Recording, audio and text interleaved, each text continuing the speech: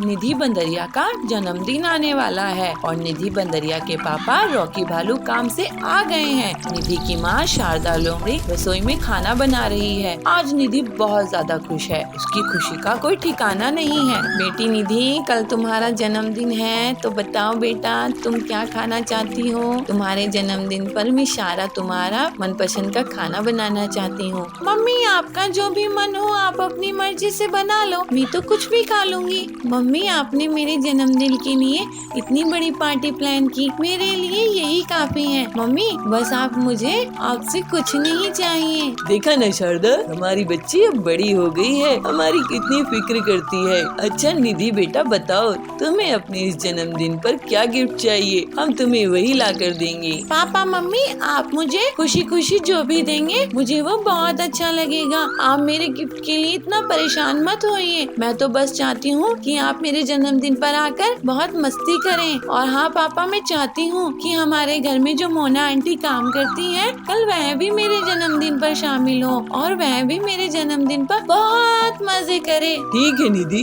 जैसा तुम चाहती हो वैसा ही होगा। मैं अभी तुम्हारी मम्मी से कहता हूँ, वह जाकर मोना से कल जन्मदिन के पार्टी में आने के लिए कह देगी। सुनो शारदा, तुम मोनी लोमड़ी से कह देना वह अपनी बेटी के साथ कल निधि की जन्मदिन पार्टी में आ जाए। ठीक है जी, मैं उसे कह दूंगी। मोना लोमड़ी के आते ही शारदा उसे जन्मदिन के लिए इनवाइट कर देती है।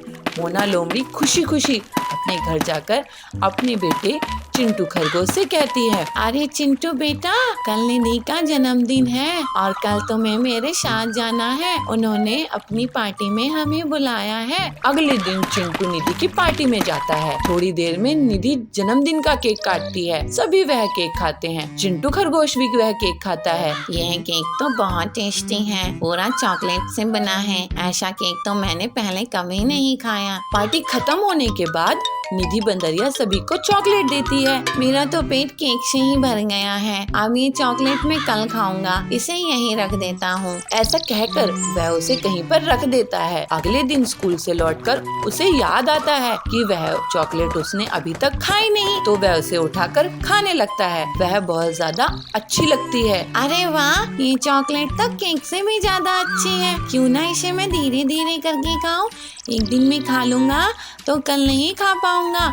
हाँ, मैं आधी कल खाऊंगा और आधी उसके अगले दिन वह स्कूल से लौटते हुए देखता है कि एक आम के पेड़ पर बहुत सारे आम लगे हुए थे, तो वह भी मन ही मन सोचने लगता है, क्यों ना मैं भी इस आम की पेड़ की तरह अपनी एक चॉकलेट का पेड़ लगाऊं। मैं अभी बाकी बची हुई चॉकलेट अपने घर के आंगन में बो देता हूँ और उसे पानी दे दूंगा। कुछ ही दिन में पेड़ आ जाएगा और भी बहुत सारी चॉकलेट खाऊंगा और रोज खाऊंगा। वह तुरंत अपने घर जाता है और बची हुई चॉकलेट उठाकर जमीन में गड्ढा खोदकर उसे बो देता है और उस पर मिट्टी डालकर उस पर पानी भी डाल देता है और जोर जोर से हंसने लगता है। तभी वहाँ उसकी माँ मोना लोमड़ी आ जाती है और उससे कहती है, क्या हुआ चिंटू, तुम बहुत खुश लग रही हो, क्या बात है? हाँ मम्मी, मैंने ना यहाँ पर अपनी चॉकलेट डाली है। कुछ ही दिन में ना यहाँ एक बड़ा सा पेड़ उग जाएगा, फिर मैं रोज चॉकलेट खाऊंगा और मम्मी मैं तुमको भी चॉकलेट खिलाऊंगा। अरे मेरे मासूम से बच्चे,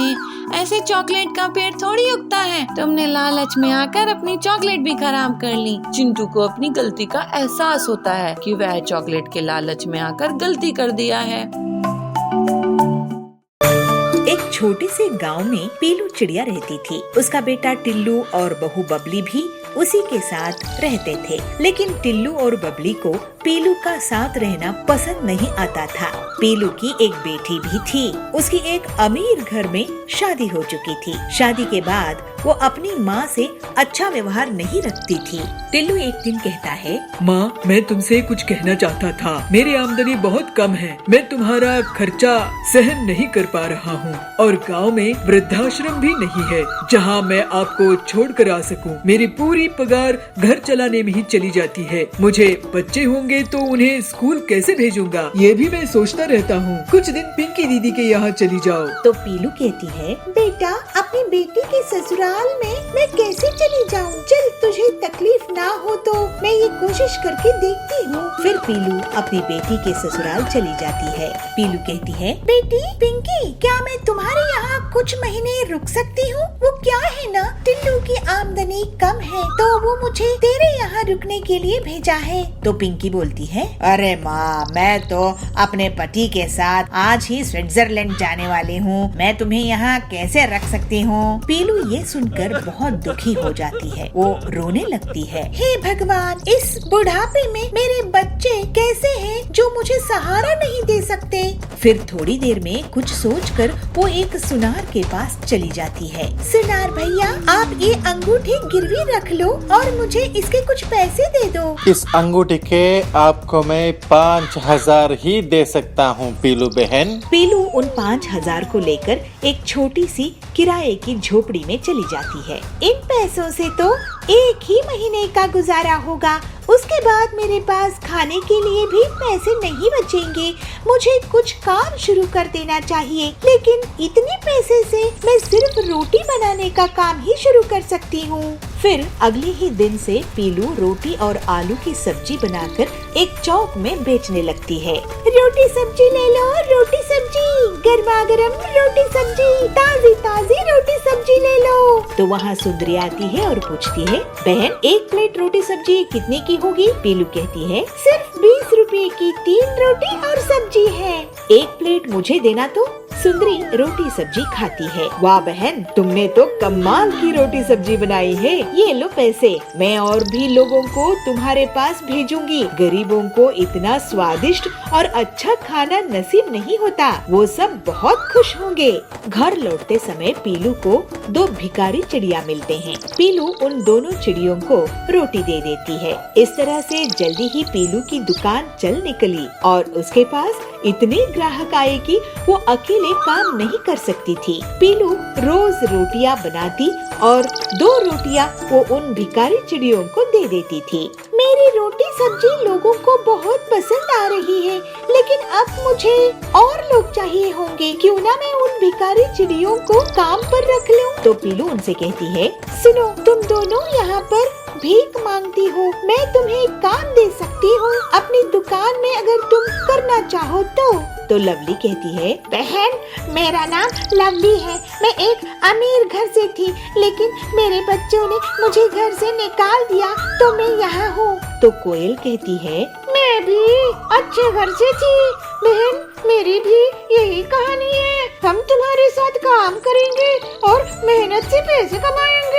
ये सुनकर पीलू बहुत खुश हो जाती है और फिर तीनों चिड़िया मिलकर टिफिन का काम शुरू कर देते हैं और बहुत जल्द ही पूरे जंगल में सिर्फ पीलू का टिफिन चलता है। पीलू अपनी आमदनी का 3 हिस्सा कर देती है और तीनों बहुत अच्छे से रहने लगते हैं। ऐसे ही एक दिन पीलू का बेटा उसकी दुकान में आता है। माँ, तुम तो बहुत मेहनती हो, मुझे माफ कर दो, मैंने तुम्हारा ख्याल नहीं रखा। अब मुझे पछतावा होता है कि मैंने तुम्हें किस हाल में छोड़ दिया था। तो पीलू कहती है, बेटा, अब मैं दूसरे बूढ़े लोगों को मदद करूंगी, तू चिंता मत कर, तुम लोग मेरे बच्चे थे और रहोगे। फिर उस दिन से टिल्लू भी अपनी माँ का उसके काम में हाथ बटाने लगा और पूरी ईमानदारी से बुजुर्गों के लिए काम करने लगा। फिर वो सब हंसी खुशी रहने लगे। तभी वो गरीब अपने असली रूप में आकर जॉन को दर्शन देते हैं। आप तो एंजिल हो। जॉन, तुम्हारी गॉड के प्रति सच्ची श्रद्धा है, तुम मेरी परीक्षा में सफल हुए, तुम्हारे मन में कोई लालच नहीं आया। जॉन, मेरे ब्लेसिंग्स तुम्हारे साथ है। थैंक यू जीसस, आप मुझे दर्शन दिए, थैंक यू। एक गांव के जंगल में जॉन चिड़ा दूध बेचने का काम करता था। वो हर संडे को चर्च जाता था, प्रेयर करता था। जॉन गरीबों में दूध से बनी मिठाइयाँ बांटता था। जॉन वैसे तो गरीब था, लेकिन पूरी ईमानदारी के साथ बिना मिलावट के दूध बेचता था। तो फादर हरिया कहते हैं, जॉन, तुम गरीबों को बहुत मदद करते हो। अब तो क्रिसमस भी आने वाला है, तुम गरीबों की मदद गॉड से जो भी प्रेयर में मांगते होगे वो जरूर तुम्हें मिलेगा। फादर, मैं तो प्रेयर बिना स्वार्थ के करता हूँ, मुझे तो बस जीसस के दिखाए रास्ते में चलना है। ये तो बहुत अच्छी बात है, तुम गरीबों की भी बहुत मदद करते हो। जीसस भी हमेशा यही संदेश दिए हैं कि जरूरतमंदों की मदद किया करो। तुम गरीब होकर भी मुश्किल में लोगों को दूध देते हो, ये तो बहुत अच्छी बात है। Thank you father. अब क्रिसमस में मुझसे जितना बन पड़ेगा मैं और गिफ्ट्स बनाऊंगा। जीसस से प्रे करूंगा कि सब खुश रहे। तुम बहुत साफ मन के हो जॉन। एक दिन मौसम बहुत खराब हो गया और तेज बर्फ गिरने लगी। जॉन दूध बेचकर वापस आया। उसे चर्च जाना था। इस वजह से वो बहुत परेशान हो जाता है कि अब वो चर्च कैसे जाएगा। क्या करूं इस बर्फबारी में, लेकिन मुझे कम से कम उन गरीबों के पास तो जाना ही होगा। Jesus help me. फिर जॉन हिम्मत करके बर्फ के तूफान में भी गर्म दूध और उससे बनी मिठाइयाँ देने के लिए जाता है। जॉन, तुम्हें अपनी तबीयत का ख्याल रखना चाहिए। तुम इतनी तूफानी बर्फबारी में भी आए हो यहाँ। फादर, जीसस हमारे लिए इतनी मुसीबतें, इतनी दर्द सहे थे। मैं इतना तो कर ही सकता हूँ ना। मेरे घर में दूध रहता ही है, तो आज इस मुसीबत में तो गरीबों को देना ही चाहिए। God bless you John. Thank you father. John की मिठाइयाँ देखकर एक सेठ उसके पास आता है। जॉन, तुम बहुत अच्छा दूध और मिठाइयाँ बनाते हो। मैंने बहुत बार तुम्हें चर्च में देखा है। मैं तुम्हारे साथ बिजनेस करना चाहता हूँ। तुम मुझे अपने पास जितने भी दूध होता है वो पूरा बेचा करो, और मिठाइयाँ भी। मैं तुम्हें इतने पैसे दूंगा कि माला माल हो जाओगे। देखिए सेठ जी, आप मुझे पैसे देंगे ये तो बहुत खुशी की बात है। उन पैसों से मैं और मिठाइयाँ और दूध गरीबों में बांट दूंगा। नहीं, तुम मुझे पूरा का पूरा दूध दोगे और पूरी मिठाइयाँ भी। तुम्हारे पास कुछ नहीं रखना होगा, समझे? इसी बात का तो मैं तुम्हें इतने पैसे दे रहा हूँ। मैं आपके लालच में आकर गरीबों में दूध देना बंद नहीं कर सकता। तुम जैसे गरीब को करोड़पति बनने का मौका दे रहा हूँ। ये तुम्हारे पास बंगलो होगा, गाड़ियाँ होंगी, और क्या चाहिए तुम्हें? दूध और मिठाइयों के बदले इतना सब कुछ। लेकिन इस वजह से मैं चर्च में सर्विस नहीं दे पाऊंगा और ना ही बाइबल को पढ़ सकूंगा और जीसस के संदेश को फॉलो भी नहीं कर पाऊंगा। अरे, पैसों के आगे सब भूल जाओगे। जीसस, आप मुझे ब्लेस कीजिए कि मैं इस लालच में नहीं आऊं। और जॉन उस सेठ की नहीं मानता है और फिर अचानक से उसका दूध बिकना बंद हो जाता है और उसके बहुत बुरे दिन आ जाते हैं। ये तो बहुत बुरा हो रहा है। मैं तो अब खुद के खाने के लिए भी पैसे नहीं जोड़ पा रहा हूँ। अब मैं क्या करूँगा? क्या मुझे उस सेठ का कहना मान जाना चाहिए था? इतने दिनों से मेरी डेयरी से कोई कुछ भी नहीं खरीदा। इस वजह से अब मुझे मेरी डेयरी बंद करनी पड़ रही है। आज उसका आखिरी दिन है। हे जीसस, मुझे रास्ता दिखाइए। मैं भटक रहा हूँ। अब तो मैं गरीबों की मदद भी नहीं कर पा रहा हूँ और क्रिसमस पास आ रहा है। ऐसा सोचकर वो रोने लगता है और तभी बेटा, तुम्हारे पास कुछ खाने का है क्या? मुझ गरीब को दे दो। मैं 5 दिनों से कुछ नहीं खाया। जी, मेरे पास ये मेरी डेयरी का आखिरी दूध बचा है। इस आखिरी दिन भी मैं आपके काम आ सका तो जीसस की ब्लेसिंग होगी। मैं आपको ये दूध दे सकता हूँ। तुम अगर ये दूध मुझे दे दोगे तो तुम क्या पियोगे? तुम्हारे पास खाने के लिए क्या है? आप मेरी चिंता मत कीजिए, आप दूध पीजिए। तभी वो गरीब अपने असली रूप में आकर जॉन को दर्शन देते हैं। आप तो एंजिल हो। जॉन, तुम्हारी गॉड के प्रति सच्ची श्रद्धा है। तुम मेरी परीक्षा में सफल हुए। तुम्हारे मन में कोई लालच नहीं आया। जॉन, मेरे ब्लेसिंग्स तुम्हारे साथ है। थैंक यू जीसस, आप मुझे दर्शन दिए। Thank you. फिर जीसस की ब्लेसिंग से जॉन का कारोबार बहुत अच्छे से चलने लगता है और उसकी गरीबी दूर हो जाती है और उसके पास बहुत पैसे आ जाते हैं। फिर क्रिसमस के एक दिन पहले जॉन घर जाते हुए बाजार से केक बनाने का सामान खरीद लेता है और घर आकर स्वादिष्ट केक बनाता है। फिर क्रिसमस के दिन जॉन दूध और केक ले जाकर गरीबों में बांट देता है। इससे सब बहुत खुश हो जाते हैं।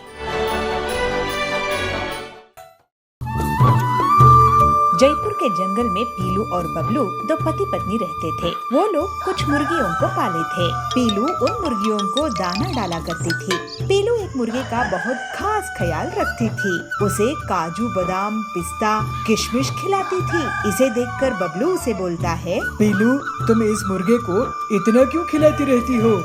तुम इसकी आदत बिगाड़ रही हो। इतनी खास ख्याल रखोगी तो ये बिगड़ जाएगा और घमंडी हो जाएगा। अरे नहीं, आप चिंता मत करो, ऐसा कुछ नहीं होगा। अगर ये बिगड़ गया तो मैं इसे सुधार दूंगी। लेकिन वो मुर्गा बहुत शरारती था। उसे अपने पर घमंड था और वो दूसरी मुर्गियों को चिढ़ाता था। ऐसे ही एक दिन पीलू मुर्गियों को लेकर नदी के किनारे गई और एक पेड़ के नीचे सो गई। तब वो घमंडी मुर्गा टहलते हुए एक साधु के पास पहुंचता है। उनसे वरदान मांगा। साधु मुर्गे की भाषा समझते थे। साधु महात्मा जी, प्रणाम। आप अभी अभी तपस्या से उठे हैं, क्या मैं आपसे वरदान मांग सकता हूँ? तुम तो बड़े चालाक लगते हो, लेकिन क्योंकि मैं अभी अभी तपस्या से उठा हूँ तो तुम्हें वरदान देना ही होगा। बोलो, क्या चाहते हो? मैं चाहता हूँ कि मैं लोगों की मन की बात जान सकूं। अरे लेकिन ऐसा प्रकृति के नियमों के साथ खिलवाड़ होगा। मैं नहीं जानता। साधु जी, आप तो मुझे यही वरदान दे दो। ठीक है, ठीक है। फिर साधु उस पर जल छिड़क देता है। थोड़ी देर बाद पीलू नींद से जागती है और सब मुर्गियों के साथ वापस घर चली आती है। पीलू घर में फिर से उस मुर्गे को दाना डाल रही थी और सोचती रहती है, मैं इस मुर्गे से बहुत पैसे कमाऊंगी। इसके साथ जो भी मुर्गी अंडे देती है वो काफी ज्यादा दाम में मैं बेचती हूँ, जिससे मुझे बहुत फायदा होता है। ये सब सुनकर मुर्गा और भी घमंडी हो जाता है। ऐसे ही एक दिन कालू चोर पीलू के घर की तरफ देख रहा था। ये बबलू और पीलू आजकल बहुत पैसे कमाते हैं। आज रात को इनके घर में डाका डालूंगा और सारी मुर्गियों समेत इनकी तिजोरी खाली कर दूंगा। अच्छा, तो ये मेरे मालिक के घर में चोरी डकैती के बारे में सोच रहा है और उसमें भी मुझे चुराना चाहता है। अभी मजा चखाता हूँ इसको। और फिर वो कालू पर हमला कर देता है, जिससे कालू बहुत बुरी तरह से घायल हो जाता है। फिर कुछ देर बाद कालू अपने दोस्तों के साथ पीलू के घर आता है और उसे धमकाता है, तुम अपने मुर्गे को संभाल कर रखो, नहीं तो मैं इसकी बिरयानी बनाकर खा जाऊंगा। इसने मुझ पर हमला किया था। कालू, तुम्हारी इतनी हिम्मत कि तुम मेरे घर में घुसकर मुझे ही धमकी दे रहे हो? मैं तुम्हें और पीट दूंगी, भाग जाओ यहाँ से।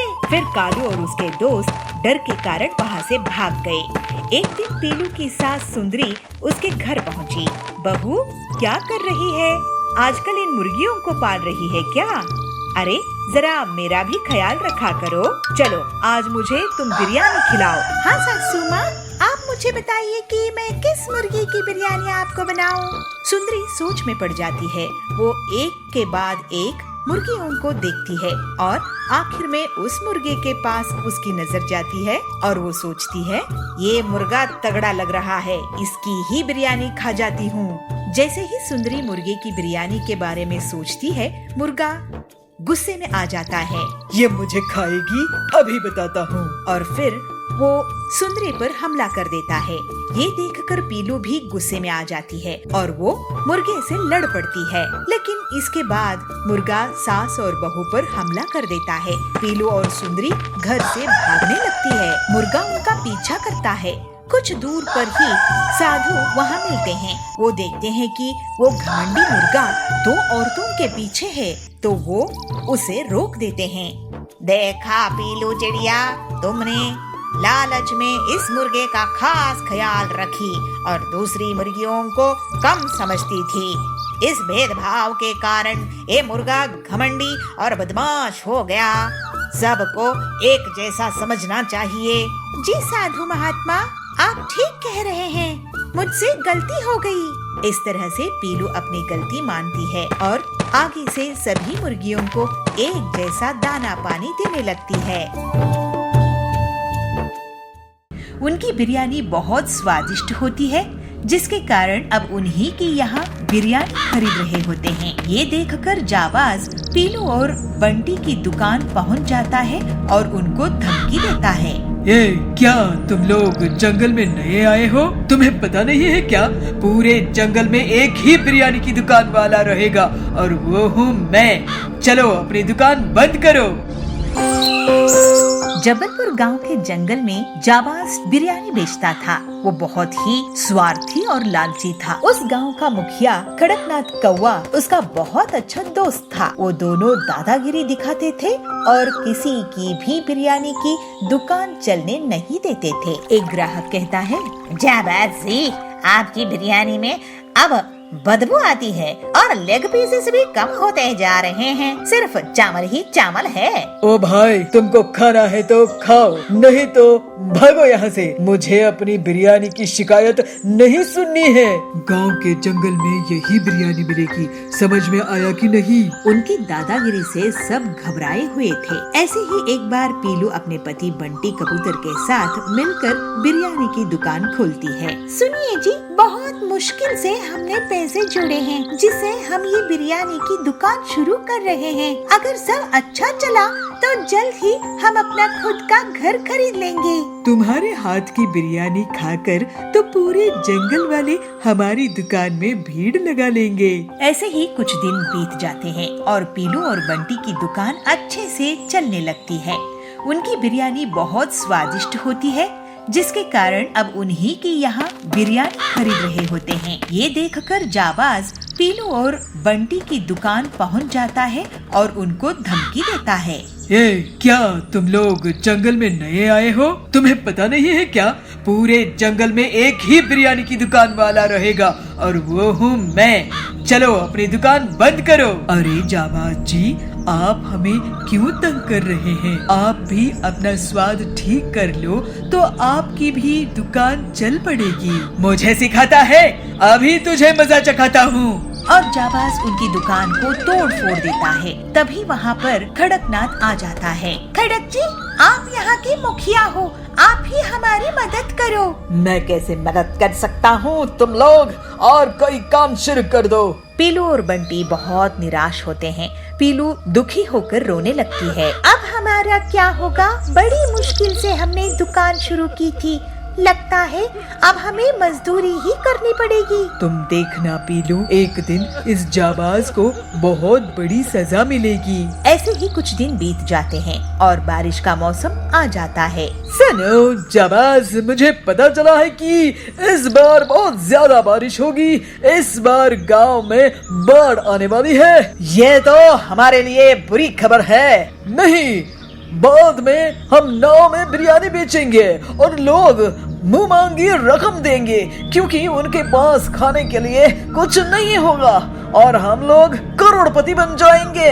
अरे वाह, क्या आइडिया निकाला है कड़क भाई तुमने। ये बात पीलू एक पेड़ के पीछे से सुन लेती है और वो जाकर बंटी को सब कुछ बता देती है।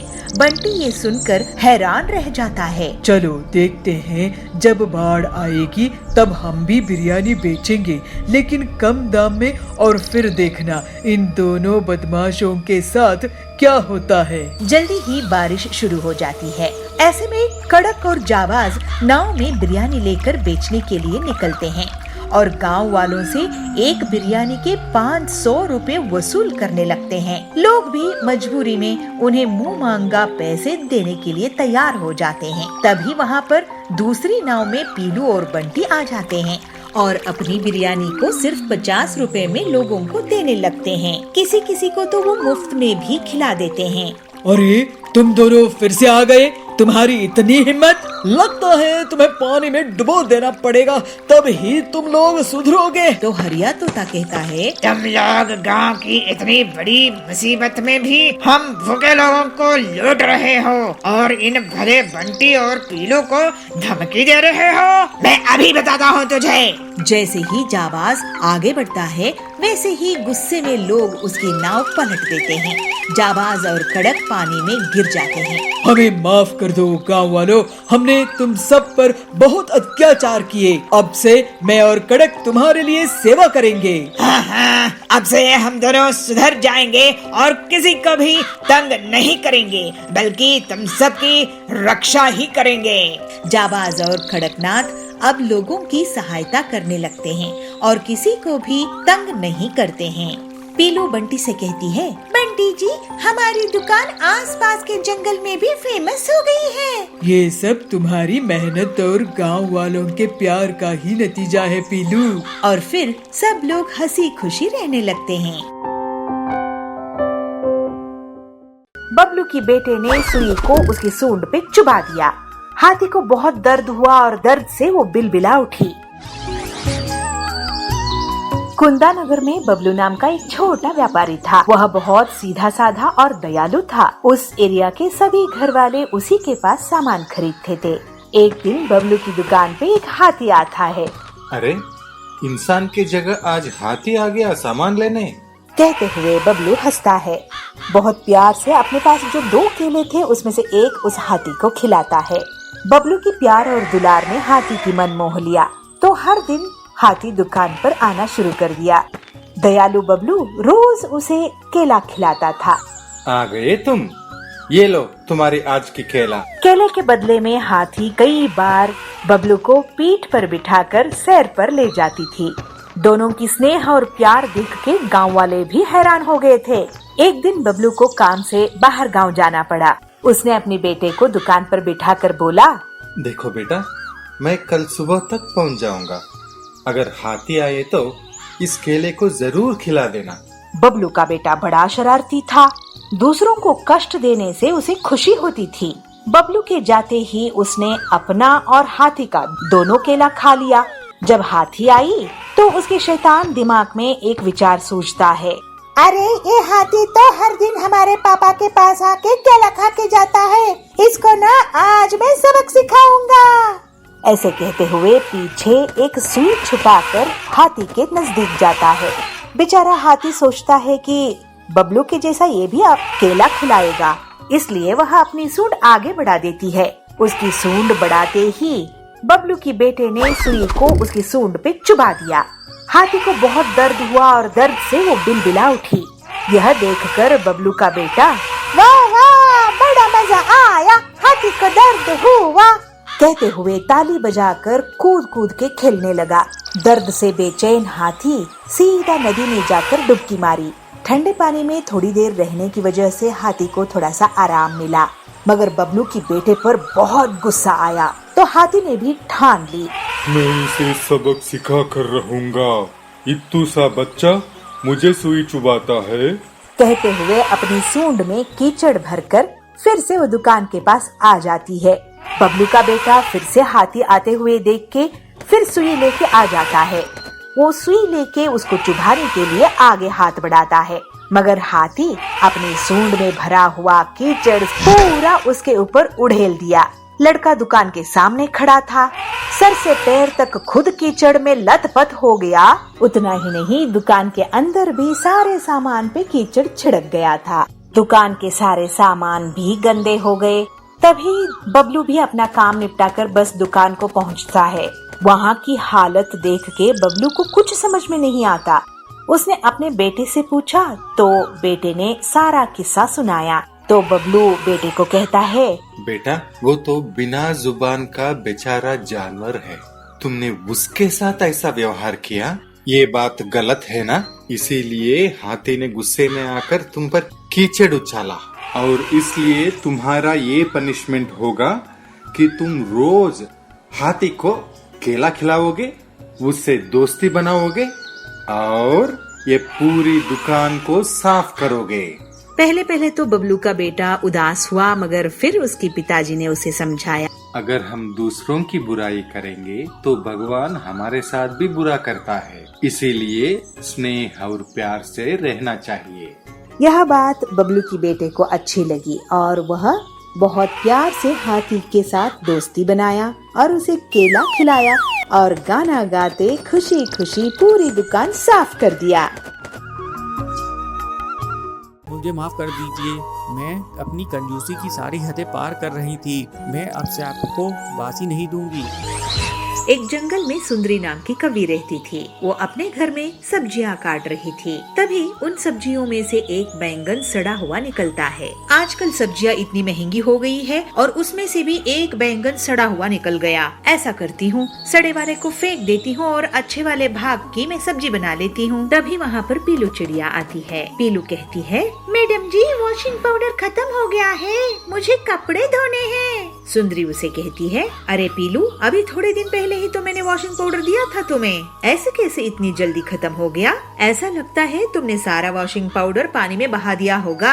अब मैं तुम्हें नाप कर ही वॉशिंग पाउडर दिया करूंगी। सुंदरी उसे 1 चम्मच वॉशिंग पाउडर निकाल के देती है। ये ले पीलू, 1 चम्मच वॉशिंग पाउडर ले और इसी से काम चला। अरे पीलू, ये चाय बनाने का बर्तन कहाँ रख दिया? मैंने उस बर्तन में चाय पत्ती से अभी थोड़ी देर चाय बनाई थी और उसमें अभी भी चाय पत्ती रखी हुई थी। मैंने सोचा था कि शाम को उसी चाय पत्ती से फिर से चाय बना लूंगी। वो बर्तन कहाँ है? पीलू कहती है, मैडम जी मैंने देखी कि उस बर्तन में थोड़ी सी चाय पत्ती है, तो मैंने सोचा कि मैं उसे भी धो देती हूँ। ऐसी बात सुनकर सुंदरी गुस्सा हो जाती है और वो पीलू को डांटते हुए कहती है, सुन पीलू, आगे से मुझसे पूछ कर ही सब काम करना, तेरे कारण मुझे बहुत नुकसान होता है। तभी सुंदरी का पति कालू कौवा उसे आवाज देता है, अरे सुंदरी, मुझे ऑफिस जाने के लिए लेट हो रहा है, मेरा टिफिन कहाँ है? सुंदरी कहती है, अभी आपको टिफिन देती हूँ। टिफिन देखकर कालू कहता है, मोसे हैं, तुम क्या मुझे इसे खाने के लिए टिफिन में दोगी? सुंदरी कहती है, तो क्या हुआ जी, समोसे कितने अच्छे हैं, परसों ही की तो बने हुए हैं और एक दिन के पैसे भी तो बचेंगे। सुंदरी का पति उससे कहता है, तुम नहीं सुधरोगी सुंदरी। तभी कुछ टूटने की आवाज आती है। सुंदरी किचन में जाके देखती है तो एक कप टूटा हुआ था। वो पीलू से कहती है, अरे पीलू, ये क्या तोड़ दिया तुमने? पीलू कहती है, सॉरी मैडम जी, मेरी बच्ची रानी चिड़िया से एक कप टूट गया। इस पर सुंदरी फिर से उसे डांटते हुए कहती है, अरे तेरी बेटी है या आफत, अब कल से इसे हमारे घर नहीं लाना, और हाँ, कप के पैसे तेरी पगार से मैं जरूर काटूंगी। इस पर पीलू कहती है, अरे मैडम जी, मैं बहुत गरीब हूँ, आपकी पगार से ही तो मेरा घर चलता है और मेरे बाल बच्चों का पोषण होता है। तो सुंदरी कहती है, वो सब मैं नहीं जानती, मगर तेरी पगार से पैसे मैं जरूर काटूंगी। पीलू दुखी हो जाती है और अपनी बच्ची के साथ अपने घर चली जाती है। ऐसे ही एक बार 2 दिनों तक किसी वजह से पीलू काम पर नहीं जाती है। जब तीसरे दिन पीलू काम पर जाती है तो सुंदरी फिर से उसे डांटती है, अरे पीलू, ये क्या है, 2 दिनों तक तुम काम पर क्यों नहीं आई, क्या कर रही थी? पीलू बहुत दुखी होकर कहती है, मैडम जी, मेरी बच्ची को बहुत तेज बुखार है, आज भी मैं काम पर नहीं आई हूँ, मैं तो बस आपसे थोड़े पैसे उधार लेने आई हूँ। सुंदरी, तुम गरीब लोगों के साथ यही प्रॉब्लम है, काम धाम तो होता नहीं और कुछ भी परेशानी हुई तो तुरंत भिखारी की तरह पैसे मांगने आ जाते हो। मैं तो तुझे 1 रुपए नहीं दूंगी। सुंदरी फोन पर अपनी सहेली से बोलती है, अरे बबली, आजकल यही समस्या है, ये नौकर लोग भी ना सिर चढ़ गए हैं, जब देखो पैसे मांगने आ जाते हैं और बहाने मारते हैं कि कभी बेटा बीमार है, कभी बेटी बीमार है। आज तो मैंने अपनी नौकरानी को काम से ही निकाल दिया। तेरी नजर में अगर अच्छी नौकरानी कोई है तो बताना मुझे। सुंदरी जब देखती है तो सामने पीलू अभी भी खड़ी है। वो शर्म से सर झुका के खड़ी रहती है। सुंदरी उसे कहती है, पीलू, तुमने सुना नहीं क्या, मैंने तुम्हें काम से निकाल दिया है। पीलू रोते हुए कहती है, नहीं मालकिन, ऐसा मत कीजिए, मुझे नौकरी से मत निकालिए, मैं कहाँ जाऊँगी, अब मुझे कौन काम देगा, मैं आपसे कभी एडवांस नहीं मांगूंगी। सुंदरी कहती है, ठीक है, रोना धोना बंद कर, अब जा घर का काम कर और जाते जाते ये नूडल्स ले जाना, तेरी बेटी इसे खा लेगी। पीलू घर जाते समय नूडल्स लेके जाती है, मगर बेचारी पीलू को पता नहीं था कि वो नूडल्स 3 दिन के बासी है। सुंदरी की बातें उसका पति सुनता है और सुंदरी को डांटते हुए कहता है, हैं? और वो नूडल्स जो तुम बोल रही हो 3 दिन के बासी हैं, इसकी बच्ची बीमार है, वो नूडल्स खा के तुम्हें क्या लगता है वो ठीक हो जाएगी? वो और बीमार हो जाएगी, उसे फूड पॉइजनिंग हो जाएगी। तुम्हारी हिम्मत कैसे होती सुंदरी इस किस्म की हरकत करने के लिए? सुंदरी अपने पति की डांट सुनकर सहम जाती है। कम से कम किसी और का नुकसान तो मत कर। तेरे बासी दिए हुए समोसे खाकर मेरी तबीयत खराब हो गई थी। तू अपने पति तक को नहीं छोड़ी, अब तू इस बेचारी गरीब की बच्ची को और बीमार करना चाहती है। पीलू ये सब सुनकर हैरान हो जाती है। सुंदरी माफी मांगते हुए अपने पति से कहती है, मुझे माफ कर दीजिए, मैं अपनी कंजूसी की सारी हदें पार कर रही थी। मैं अब से आपको बासी नहीं दूंगी, ना ही पीलू को दिया करूंगी। इस पर उसका पति कहता है, कहने की क्या जरूरत है। और वो ताजे फल और दवाइयाँ पीलू की बेटी के लिए देता है। पीलू अपने मालिक को धन्यवाद देती है। आखिर में सुंदरी कव्वी डांट खाने के बाद सुधर जाती है। अब वो पीलू से हमेशा अच्छा व्यवहार रखती है।